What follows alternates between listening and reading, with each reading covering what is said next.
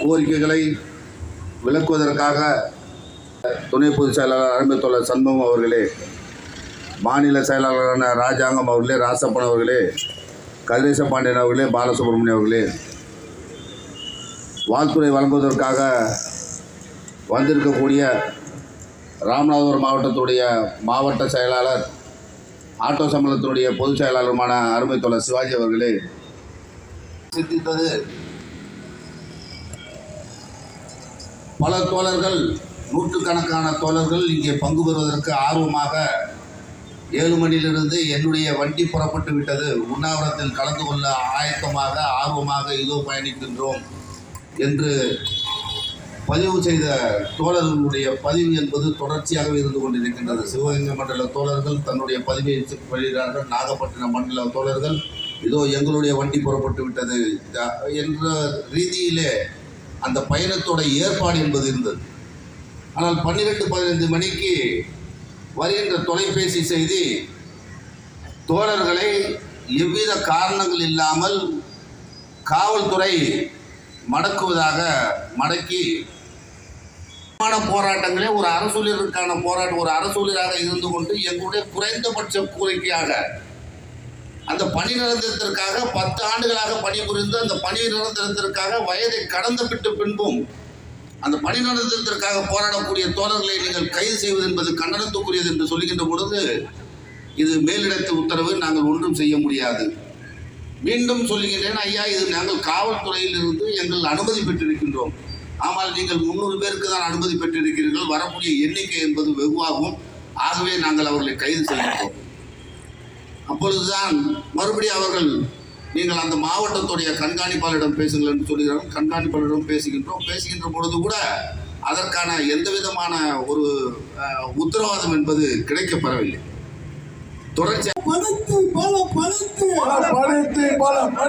பொது விநியோக திட்டத்தை பலப்படுத்து, பாதுகாப்போம், பொது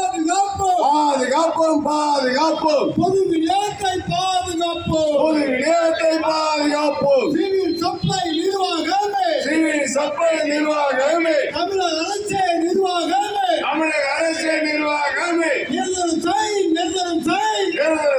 நிரந்தரம் செய், பருவகால பணியாளர்களை, எரிவாயு ஊழியர்களை, சுமை பணி தொழிலாளர்களை,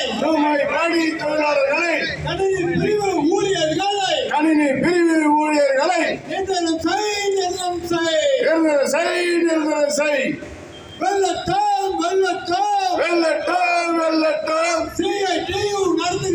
CITU நடத்துகிற மாநில தழுவிய போராட்டம், உண்ணாவிரத போராட்டம், கோரிக்கைகளுக்கான போராட்டம், வெள்ளட்டம் சிறுக்கட்டும், ஜிந்தாபாத்,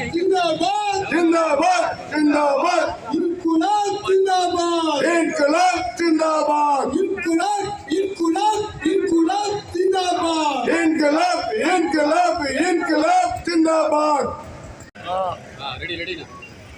தமிழ்நாடு நுகர்பொருள் வாணிப கழக பொதுச்சூழல் சங்க CITU சார்பாக இன்று நாங்கள் சென்னையில் உண்ணாவிரதம் மேற்கொண்டிருக்கிறோம். ஒரு 8 அம்ச கோரிக்கைகளை வலியுறுத்தி இந்த உண்ணாவிரத போராட்டம் நடைபெற்றுக் கொண்டிருக்கிறது.